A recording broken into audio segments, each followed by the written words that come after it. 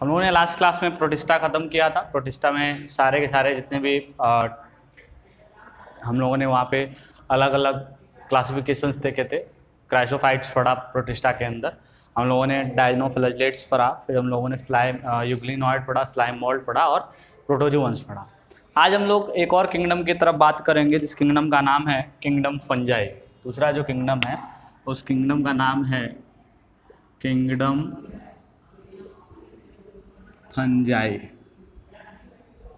ठीक है, kingdom fungi हम लोग को यहाँ पे पढ़ना है आज। देखो जब हम लोगों ने विटेकर का क्लासिफिकेशन जब हम लोग पढ़ रहे थे तो विटेकर के क्लासिफिकेशन में हम लोगों ने अलग अलग किंगडम के कुछ बेसिक कैरेक्टर जिनके बेसिस पे उनका क्लासिफिकेशन हुआ था उनकी बात वहाँ पे की थी। तो यहाँ पे हम लोग उसी से स्टार्ट करेंगे कि जो क्या क्या इनके बेसिक कैरेक्टर होते हैं किंगडम फंजाई के। ठीक है, जो फंजाई किंगडम होते हैं वो क्या होते हैं? जनरली जो फंगस होते हैं वो क्या होते हैं? यूकैरियोटिक होते हैं। क्या होते हैं? यूकैरियोटिक। क्यों? क्योंकि जब मोनेरा का क्लासिफिकेशन हुआ था तो इसी के बेसिस पे हुआ था। तो ये जनरली क्या होते हैं? यूकैरियोटिक होते हैं। यूकैरियोटिक के साथ साथ ये क्या होते हैं? मल्टी सेलुलर होते हैं। क्या होते हैं? मल्टी सेलुलर होते हैं। यूकैरियोटिक मल्टी सेलुलर होते हैं और ये हेटेरोट्रॉपिक होते हैं। क्या होते हैं? हेटेरोट्रॉपिक होते हैं, मतलब इनके अंदर कोई भी पिगमेंट नहीं होता जिसके बेसिस पे ये क्या करें? अपना फूड प्रिपेयर कर सकें। यहाँ पे ये तीनों बातें ट्रू हैं, बस एक यहाँ पे एक्सेप्शन है कि पूरे के पूरे फंगी में एक फंजाई होता है। ईस्ट क्या होता है? एक फंजाई होता है। ये ईस्ट जो होता है यूनिसेलुलर होता है। East is unicellular fungi. East जो होता है ये यूनिसेलुलर फंगी होता है। क्लियर है? बाकी सारे के सारे जो फंगी होते हैं वो क्या होते हैं? मल्टी सेलुलर होते हैं। ठीक है, जो फंगी होते हैं उनके सेल्स में सेल वॉल होता है। दे हैव सेल वॉल, ये तो बताया था स्टार्टिंग में। उनके पास सेल वॉल होता है मेड अप ऑफ काइटिन। एक मटेरियल होता है काइटिन, जैसे सेलुलोज एक केमिकल मटेरियल, वैसे एक मटेरियल होता है जिसको हम कहते हैं काइटिन। इसको हम कह सकते हैं फंगल सेलुलोज। क्या कह सकते हैं? फंगल सेलुलोज, मतलब फंजाई का सेलुलोज। ठीक है, तो ये फंगल सेलुलोज होता है, काइटिन इसका बना होता है। ठीक है, इसके अंदर जैसे प्लांट के अंदर रिजर्व फूड मटेरियल, यानी प्लांट के अंदर फूड मटेरियल स्टोर कैसे होता है? किसके फॉर्म में? स्टार्च के फॉर्म में। ह्यूमन के अंदर मटेरियल किसके फॉर्म में स्टोर होता है? ग्लाइकोजन के फॉर्म में। ऐसे ही यहाँ पे जो फंगाई के अंदर रिजर्व फूड मटेरियल है वो भी क्या है? ग्लाइकोजन है। The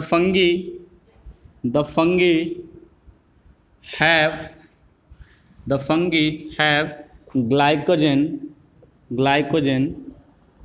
as reserve food material। Reserve food material के तौर पे फंगी के अंदर क्या प्रेजेंट होता है? ग्लाइकोजन प्रेजेंट होता है। क्लियर है? फंगी के अंदर ग्लाइकोजन प्रेजेंट होता है।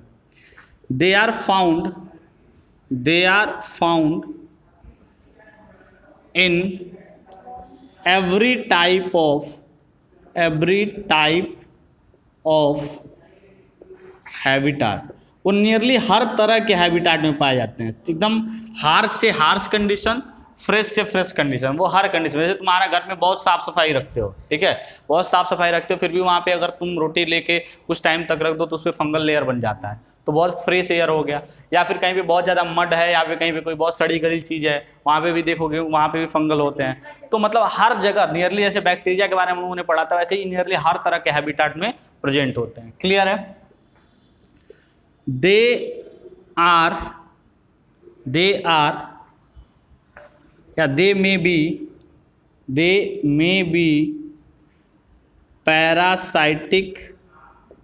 पैरासाइटिक और सेप्रोफाइटिक।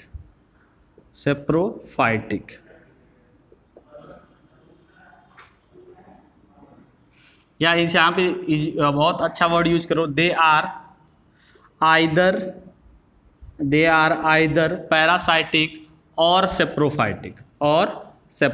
या तो पैरासाइटिक है या फिर क्या है? सेप्रोफाइटिक है। या तो पैरासाइट होंगे, सेप्रोफाइट होंगे। क्लियर है? बात समझ में आ गई? जब वो सेप्रोफाइटिक नेचर के होते हैं तो saprophyte saprophyte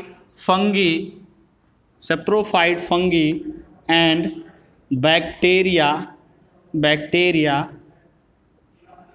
together saprophyte fungi and bacteria together are most common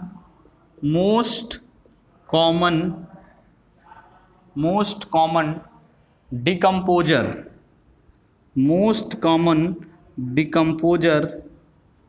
of dead materials. They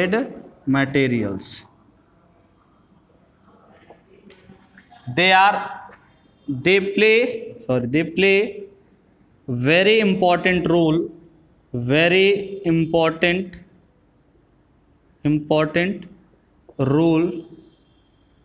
in various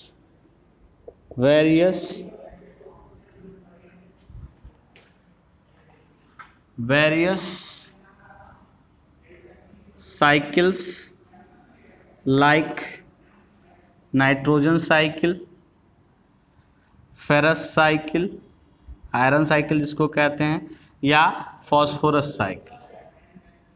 इसमें बहुत इंपॉर्टेंट रोल प्ले करते हैं। देखो बैक्टीरिया भी क्या करती है कि जब सेप्रोफिटिक बैक्टीरिया होती है तो सेप्रोफिटिक बैक्टीरिया क्या करती है, डेड मटेरियल्स को डिकम्पोज करती है, डेड मटेरियल को खाती है और उनको तोड़ तोड़ के उनके एलिमेंटल फॉर्म में बना देती है। और जो सेप्रोफिटिक फंगस होते हैं वो भी क्या करते हैं, बैक्टीरिया वो भी जो डेड ऑर्गेनिजम्स होते हैं उनको तोड़ तोड़ के क्या करते हैं, एलिमेंटल फॉर्म में बदल देते हैं। तो ये दोनों क्या है, बहुत कॉमन से डिकम्पोजर है डेड मटेरियल्स के। डेड मटेरियल को डिकम्पोज करके उनके एलिमेंटल फॉर्म में तोड़ देते हैं।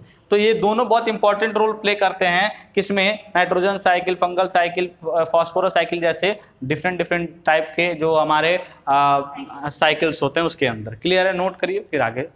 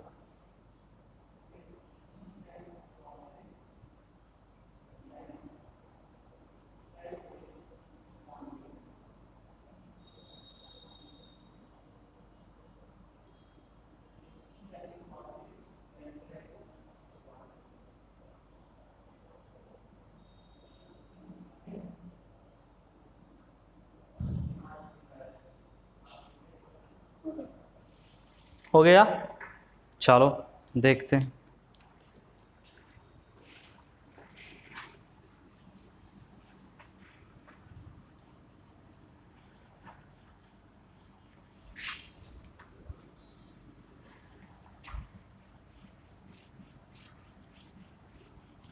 अभी यहाँ पे हम लोग एक वर्ड यूज करेंगे, कॉस्मोपॉलिटन। एक वर्ड होता है कॉस्मोपॉलिटन। कॉस्मोपॉलिटन का मतलब होता है कि ऐसा ऑर्गेनिज्म जो हर जगह प्रेजेंट हो, जो हर तरह के हैबिटाट में प्रेजेंट हो। पहले बात तो समझो, the study of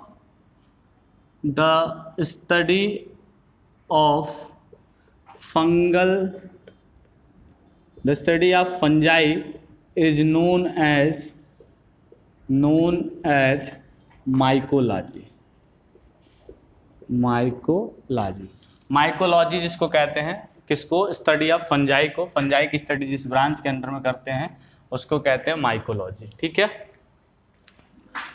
fungi are cosmopolitan and they are found in air, soil, water or inside the body of living organism living organism की बॉडी। देखो कॉस्मोपॉलिटन क्यों कहते हैं, इसलिए कहते हैं क्योंकि वो एयर, सॉइल, वाटर हर तरह के हैबिटाट में प्रेजेंट है, इसलिए उनके लिए हम क्या वर्ड यूज करते हैं, उनके लिए वर्ड यूज करते हैं कॉस्मोपॉलिटन। लेकिन मोस्ट फेवरेबल इनका जो कंडीशन होता है जहाँ पे फंगाई ग्रो करते हैं वो कंडीशन होता है वार्म एंड ह्यूमिड। कौन सा कंडीशन होता है? Warm and humid. Most favourable condition, most favourable condition for growth of fungi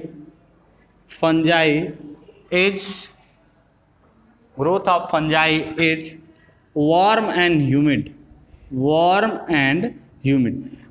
and humid का मतलब क्या है कि टेम्परेचर जहाँ पे बहुत ज़्यादा हो, और जो हमारा टेम्परेचर ज़्यादा होने के साथ साथ उनके जो वहाँ पे जो एयर हो उस एयर के अंदर ह्यूमिडिटी ज़्यादा हो। एयर के अंदर ह्यूमिडिटी, टेम्परेचर बहुत ज़्यादा और एयर के अंदर ह्यूमिडिटी ज़्यादा हो, तो ऐसे केसेस में उनके अंदर जो उनका ऐसे एटमॉस्फेरिक कंडीशन में उनके ग्रो करने का चांसेस क्या होता है? ज़्यादा होता है। वो ज़्यादा ग्रो करते हैं ऐसे केसेस में। बात समझ में आ गई? क्लियर है?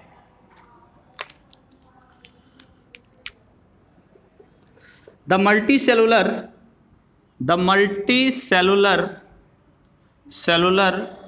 body of fungi, is filamentous।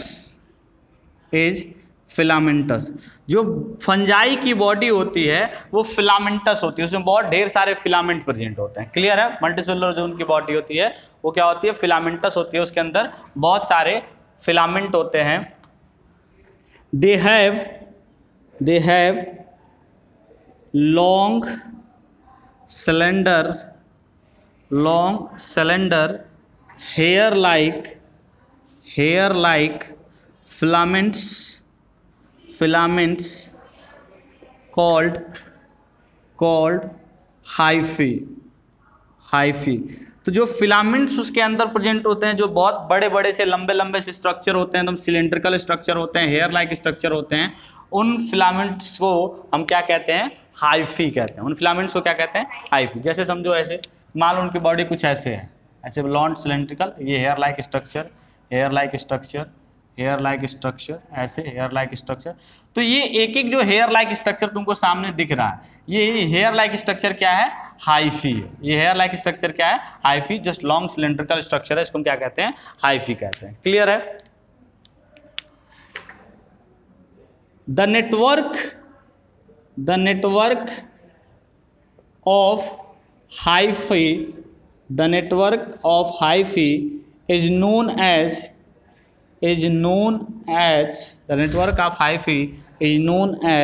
mycelium। Network of hyphae क्या कहते हैं? माइसीलियम कहते हैं। जैसे मान लो एक hyphae 1, hyphae 2, hyphae 3, hyphae 4, hyphae 5, hyphae 6, ये ढेर हैं। लेकिन जब सब के सब मिलके ये जो कंप्लीट स्ट्रक्चर तुम्हारे सामने दिख रहा है, ये पूरा कंप्लीट नेटवर्क क्या है? माइसीलियम। ये कंप्लीट स्ट्रक्चर क्या है? माइसीलियम है। क्लियर है? बात समझ में आ गई? तो उनके अंदर उनकी बॉडी किससे बनी है? फिलामेंट से। उन फिलामेंट्स में से जो हेयर लाइक स्ट्रक्चर होते हैं, सिलेंड्रिकल स्ट्रक्चर होते हैं, उनको हम क्या कहते हैं? हाइफी कहते हैं। और नेटवर्क ऑफ हाइफी को हम क्या कहते हैं? वहाँ पे माइसीलियम कहते हैं। नेटवर्क ऑफ हाइफी क्या कहते हैं? माइसीलियम कहते हैं। क्लियर है?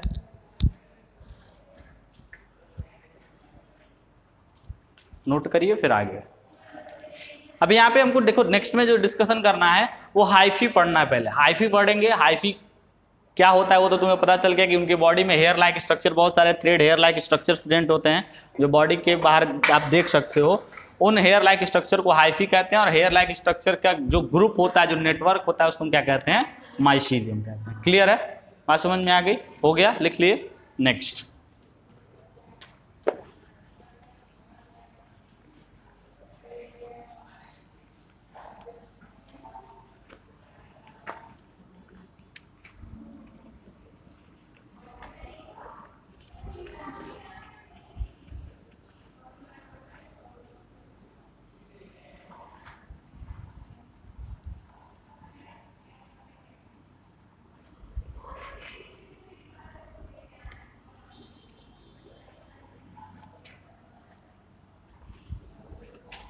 चलो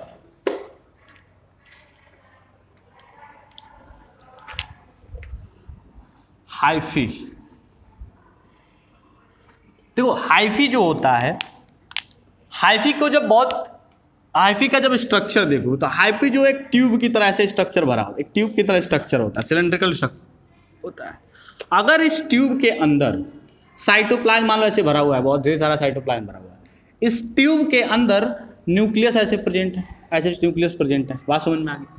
अगर न्यूक्लियस, दो न्यूक्लियस के बीच में कोई भी वहां पे डिवीजन नहीं है, कोई भी वहां पे डिवीजन नहीं है, मतलब वहां पे कोई भी वॉल प्रेजेंट नहीं है जो दो कंटिन्यूअस न्यूक्लियस को सेपरेट कर सके, न्यूक्लियस को सेपरेट करने वाले अगर वहां पे वॉल प्रेजेंट नहीं है, तो ऐसे न्यूक्लियस को कहते हैं ऐसे हाइफी को कहते हैं सिनोसिटिक हाइफी। क्या कहते हैं? सिनोसिटिक हाइफी। सिनोसाइट का मतलब होता है मल्टी न्यूक्लिएटेड कंडीशन। सिनोसाइटिक का मतलब क्या होता है? Multi nucleated condition. सिनोसाइट का मतलब क्या होता है? मल्टी न्यूक्लिएट कंडीशन को हम क्या कहते हैं? सिनोसाइट। अब ध्यान से देखो, ये हाइफी था, हाइफी में कहीं पे कोई सेप्टा नहीं था, कहीं पे कोई वॉल नहीं था जो इन दोनों न्यूक्लियस को अलग कर सके। तो यहाँ पे तुम देखोगे कि एक फ्लूइड भरा और फ्लूइड के अंदर ढेर सारे न्यूक्लियस प्रेजेंट हैं। तो जब ढेर सारे न्यूक्लियस तुमको देखोगे और सारे न्यूक्लियस एक साथ जब दिखेंगे तो ये कौन सा केस हो गया? Multi nucleate condition. और ऐसे हाइफी को हम क्या कहेंगे? सिनोसिटिक हाइफी। क्या कहेंगे? सिनोसिटिक हाइफी कहेंगे। दूसरा, अगर तुमको कहीं पे हाइफी ऐसा दिख जाए जहां पे न्यूक्लियस के बीच में क्या हो? वॉल्स प्रेजेंट हो, ऐसे डिवाइडेड हो वॉल्स, उनको एक एक कंपार्टमेंट में, अलग अलग कंपार्टमेंट में डिवाइड कर रहा है, कंपार्टमेंट 1, कंपार्टमेंट 2, कंपार्टमेंट 3, कंपार्टमेंट 3, ऐसे कंपार्टमेंट में डिवाइड करता है और सारे के सारे न्यूक्लियस, हर एक कंपार्टमेंट में एक एक न्यूक्लियस आपको दिखता है, तो ऐसे को हम कहेंगे सेप्टेट हाइफी। क्या कहेंगे उसको? सेप्टेट हाइफी, जिसके अंदर सेप्टा का मतलब वॉल, सेप्टा का मतलब क्या होता है? सेप्टेट का मतलब देखो क्या होता है? सेप्टा वर्ड होता है। कौन सा वर्ड होता है? सेप्टा का मतलब होता है डिवाइडिंग वॉल। क्या होता है? Dividing wall. एक दीवार है जो चीजों को क्या कर रही है?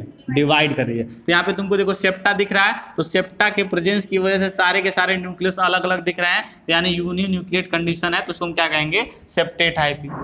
अब ये जो सिनोसिटिक हाइफी है, इसका नेटवर्क तुम्हें अगर मिला, क्या मिला? इसका नेटवर्क, तो क्या बनेगा? माइसीलियम बनेगा। हाइफी है तो उसका नेटवर्क क्या होगा? माइसीलियम होगा। लेकिन सिनोसिटिक हाइफी का नेटवर्क है, इसलिए इस माइसीलियम को भी क्या कहेंगे? सिनोसिटिक माइसीलियम। क्या कहेंगे? सिनोसिटिक माइसीलियम कहेंगे। ठीक है, यहाँ पे सेप्टेट हाइफी है तो इसका नेटवर्क बनेगा, तो इसके नेटवर्क को हम क्या कहेंगे? माइसीलियम कहेंगे। क्या कहेंगे? माइसीलियम कहेंगे। और चूंकि हाइफी कैसा है? सेप्टेट है, तो इसलिए इसके माइसीलियम को क्या कहेंगे? सेप्टेट माइसीलियम कहेंगे। क्लियर? बात समझ में आ गई? तो सिनोसिटिक हाइफी कौन सा माइसीलियम बनाता है? सिनोसिटिक माइसीलियम। एंड सेप्टेट हाइफी कौन सा माइसीलियम बनाता है? Septate mycelium. क्लियर है बेटा? बात समझ में आ गई? तो इसको नोट करो, फिर आगे हम लोग बढ़ेंगे।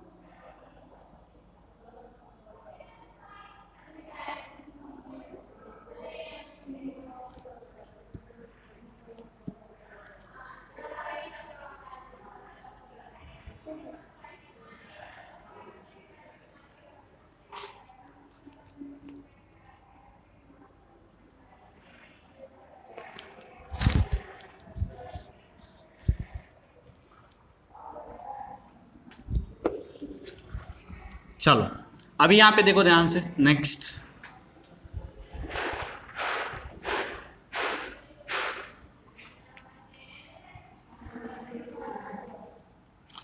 अभी मैंने तुमको बताया कि जो फंजाई होते हैं वो हेट्रोट्रॉपिक होते हैं। क्या होते हैं? हेट्रोट्रॉपिक होते हैं।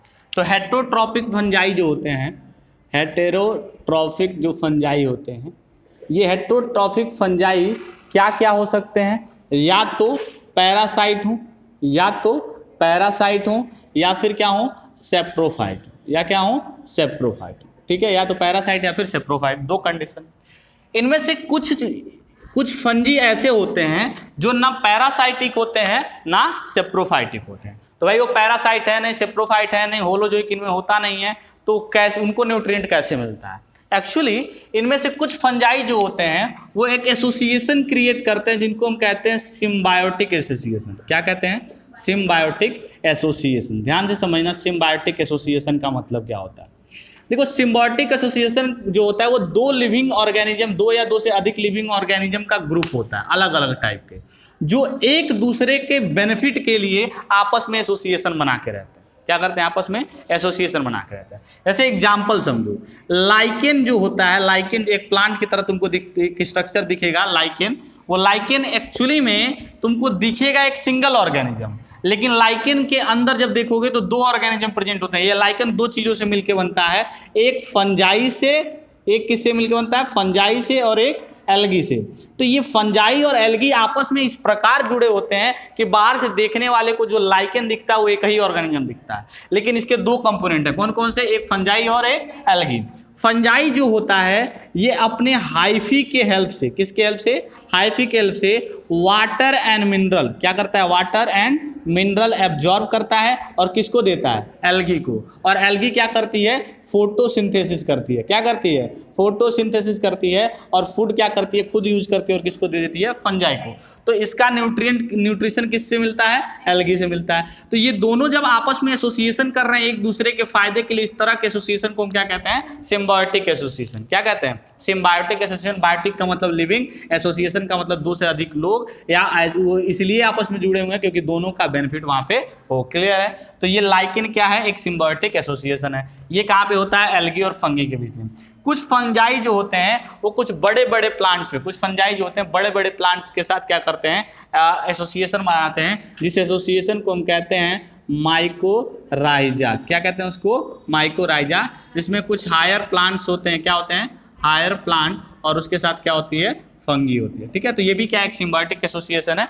तो कुछ या तो देखो जो फंजाई होगा या तो पैरासाइटिक होगा या सेप्रोफाइटिक होगा। अगर दोनों नहीं है तो क्या हो? कहाँ पे होगा? किसी ना किसी प्लांट या एल्गी के साथ सिम्बायोटिक एसोसिएशन में होगा। क्लियर है? नोट करो इसको, फिर हम लोग आगे बढ़े।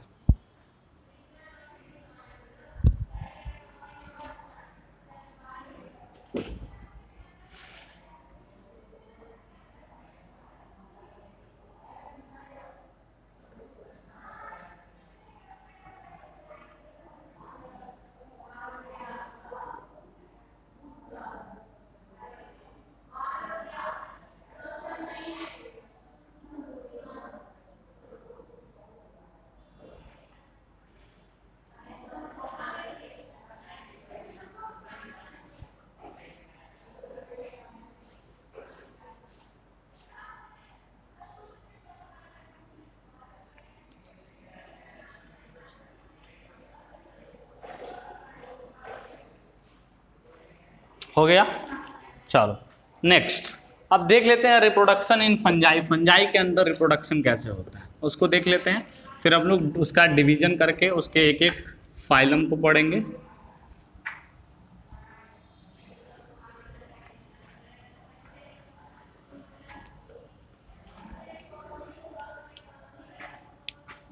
Reproduction in fungi, reproduction in fungi, fungi के अंदर रिप्रोडक्शन। देखो फंजाई के अंदर रिप्रोडक्शन देखोगे तो रिप्रोडक्शन तो फंजाई में दोनों होता है, असेक्सुअल एंड सेक्सुअल दोनों रिप्रोडक्शन होता है। Asexual reproduction, asexual reproduction and sexual reproduction दोनों होगा फंजाई में। ठीक है, ओवरऑल फंजाई को देखोगे तो फंजाई के अंदर सेक्सुअल एंड असेक्सुअल दोनों रिप्रोडक्शन होता है। जो असेक्सुअल रिप्रोडक्शन होता है उसमें दो तरह से रिप्रोडक्शन हो सकता है। कैसे हो सकता है? या तो स्पोर बना के असेक्सुअल रिप्रोडक्शन करें, स्पोर प्रोड्यूस करें और उससे असेक्सुअल रिप्रोडक्शन हो, या फिर वो वेजिटेटिव प्रोपगेशन करें। क्या करें? वेजिटेटिव प्रोपगेशन या वेजिटेटिव रिप्रोडक्शन कह सकते हैं। ठीक है, तो यहाँ पे ध्यान से दो, अगर वेजिटेटिव प्रोपगेशन और रिप्रोडक्शन करते हैं तो उस केस में कौन कौन से वेजिटेटिव प्रोपगेशन का मेथड यूज कर सकते हैं? एक वो यूज कर सकते हैं फ्रेगमेंटेशन। क्या यूज कर सकते हैं?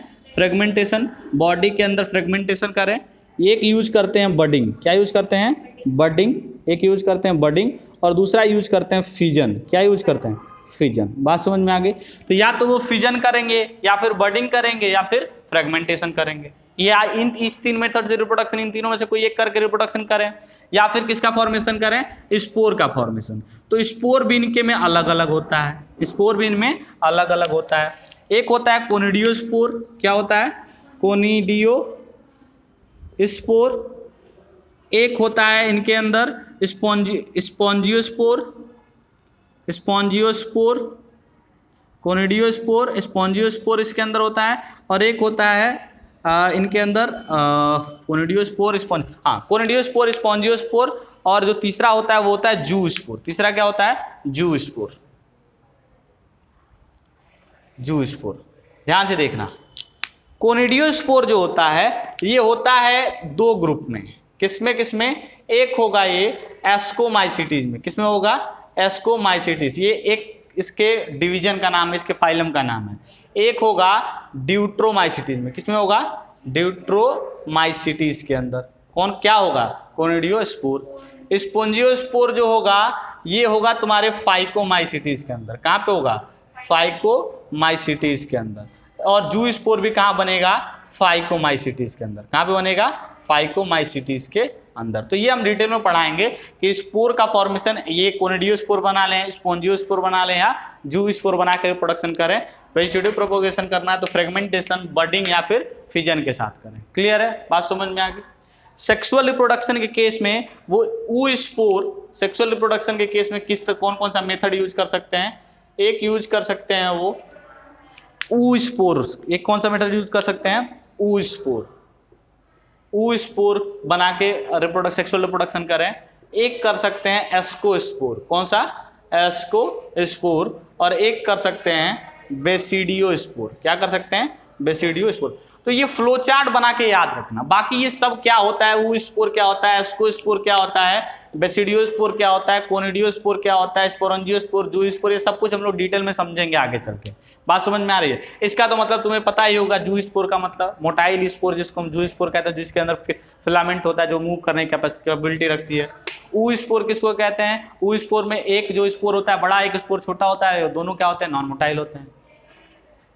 तो ये तुम वहां पे देख सकते हो, क्लियर है ना। तो ये फ्लो चार्ट याद रखना। बाकी जब डिटेल में हम लोग जब डिवीजन पढ़ेंगे उसके, तो वहां पे हम लोग उसको क्लियरली देख पाएंगे। बात समझ में आ गई, नोट करो फिर आगे।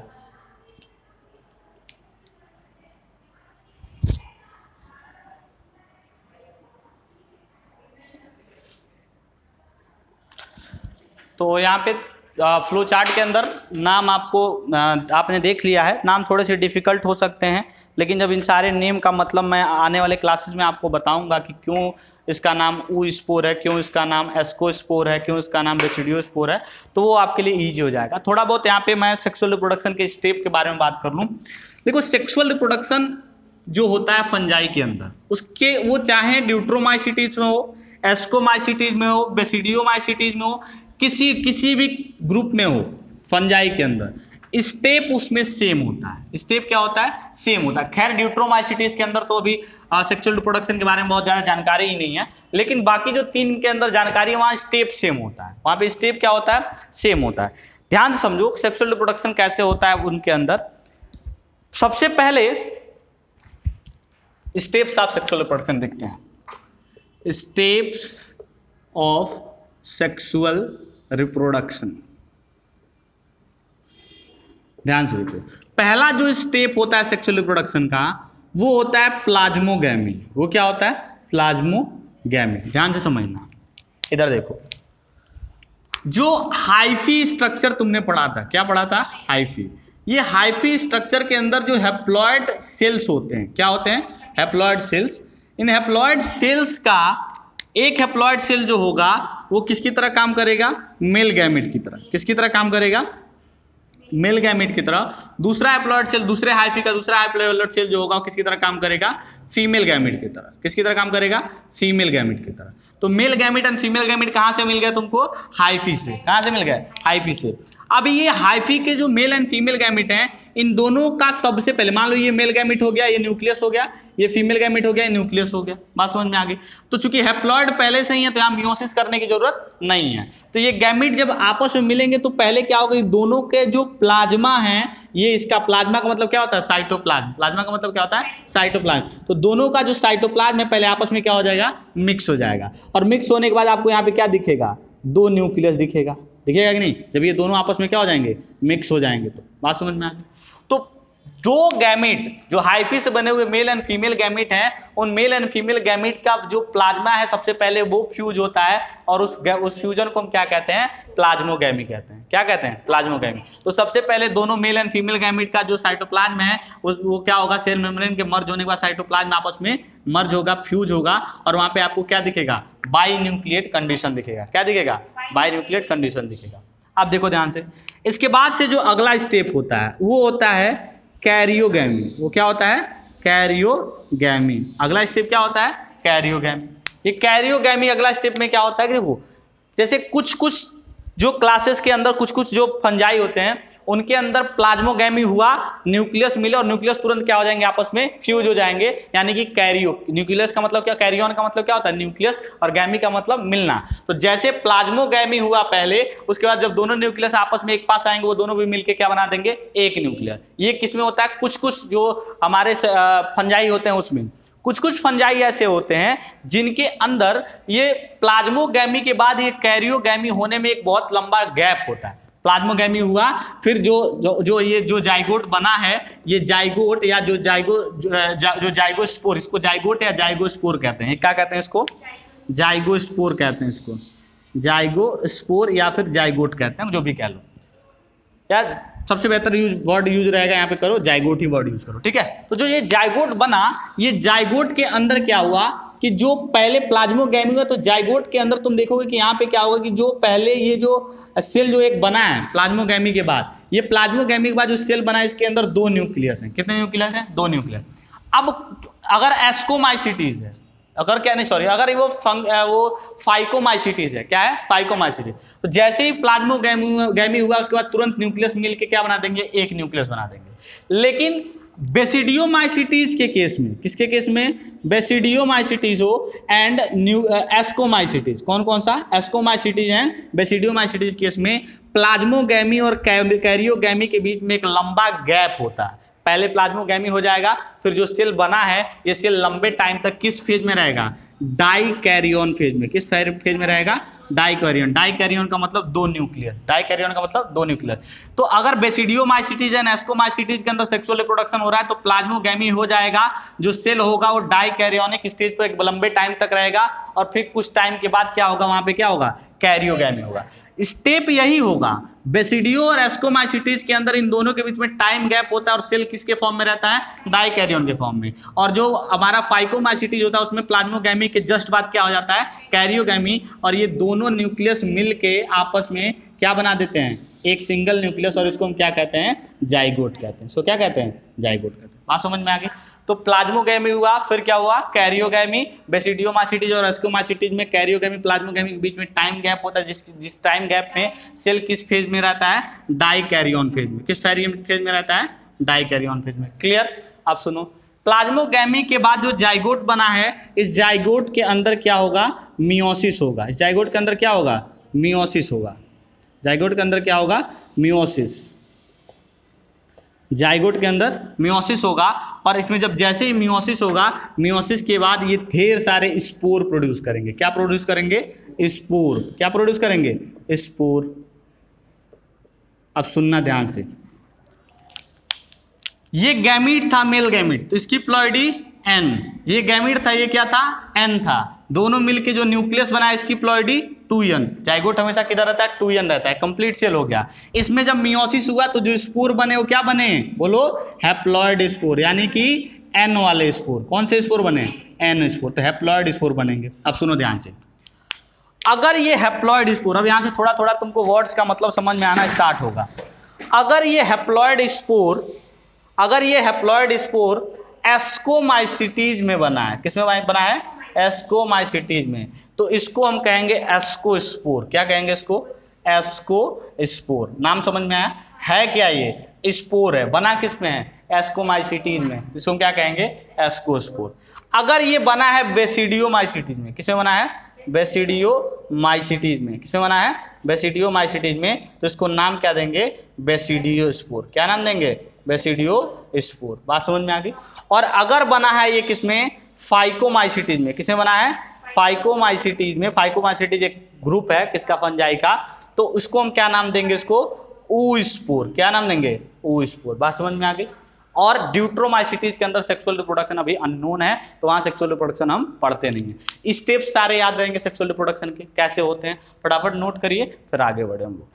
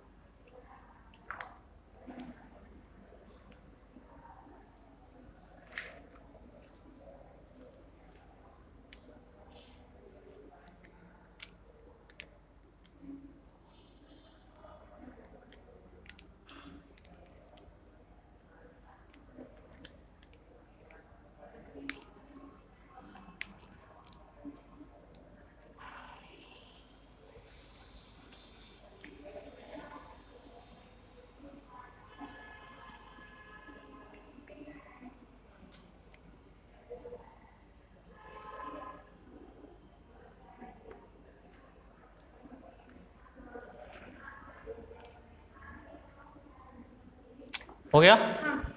चलो नेक्स्ट। आज की क्लास का लास्ट टॉपिक, इसके बाद फिर हम लोग अगले क्लास में एक एक ग्रुप पढ़ेंगे फंजाई के अंडर का।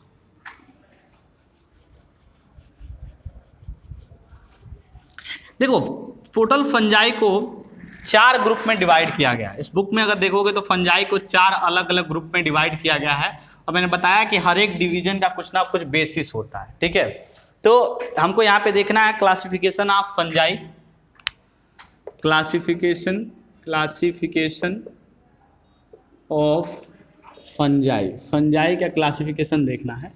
देखो जो भी क्लासिफिकेशन फंजाई का ग्रुपिंग जो हुआ है, फंजाई का ग्रुपिंग हुआ है, वो ग्रुपिंग किसके किसके बेसिस पे हुआ है? पहली बात तो हुआ है मार्फोलॉजी ऑफ माइसीलियम। माइसीलियम के मार्फोलॉजी पे कि माइसीलियम सिनोसिटिक है, सेप्टेड है, कैसा है, उसका एक्सटर्नल अपीयरेंस कैसा है, इसके बेसिस पे डिवीजन हुआ है। ठीक है, दूसरा कैरेक्टर जो डिवीजन के टाइम पे कंसीडर किया गया है, वो कंसीडर किया गया है सेक्सुअल रिप्रोडक्शन। कौन सा सेक्सुअल रिप्रोडक्शन होता है प्लांट के अंदर, मतलब कौन सा सेक्सुअल रिप्रोडक्शन किस फंजाई के अंदर हुआ है, इसके बेसिस पे डिवीजन हुआ है। उसके अंदर oospore बना है, उसके अंदर बेसिडियोस्पोर बना है, उसके अंदर एस्कोस्पोर बना है, या उसके अंदर किसी भी तरह का सेक्सुअल मोड ऑफ रिप्रोडक्शन का कोई वहाँ पे नोन नहीं है, इसके बेसिस पे डिवीजन है। फिर वहाँ पे मोड ऑफ स्पोर फॉर्मेशन, कि स्पोर फॉर्मेशन जो हो रहा है वो किस टाइप का स्पोर बन रहा है, क्या वो स्पोर कोनिडियोस्पोर बन रहा है, या वो स्पोर जूस्पोर बन रहा है, या वो स्पोर मोटाइल स्पोर है, प्लेनोस्पोर है, किस तरह का स्पोर बन रहा है, इसके बेसिस पे है। और दूसरा जो लास्ट वन कैरेक्टर इसमें कंसीडर किया गया है, nature of fruiting body. Nature of fruiting body. Fruiting body बताया था ना, जो बॉडी क्या प्रोड्यूस करे, स्पोर प्रोड्यूस करे। तो फ्रूटिंग बॉडी जो होता है, फ्रूटिंग बॉडी का नेचर, दो तरह के फ्रूटिंग बॉडी होते हैं। एक जो होता है एक्सोजीनियस फ्रूटिंग बॉडी और एक होता है एंडोजीनस फ्रूटिंग बॉडी। क्या होता है? Endogenous fruiting body. बात समझ में आ गई? एक्सोजीनस और एंडोजीनस फ्रूटिंग बॉडी। तो इसके बेसिस पे, ये 4 बेसिस पे क्लासिफिकेशन किसका किया गया है? फंजाई का। ठीक है, और 4 बेसिस पे जब फंजाई का क्लासिफिकेशन, इसको नोट करो फिर हम लोग आगे बताएं। 4 बेसिस पे फंजाई का जो क्लासिफिकेशन हुआ है, उस फंजाई की क्लासिफिकेशन के बाद वो 4 ग्रुप कौन कौन से बने हैं। तो पहले तो बेसिस ऑफ क्लासिफिकेशन देख लो कि किसके बेसिस पे क्लासिफिकेशन हुआ है।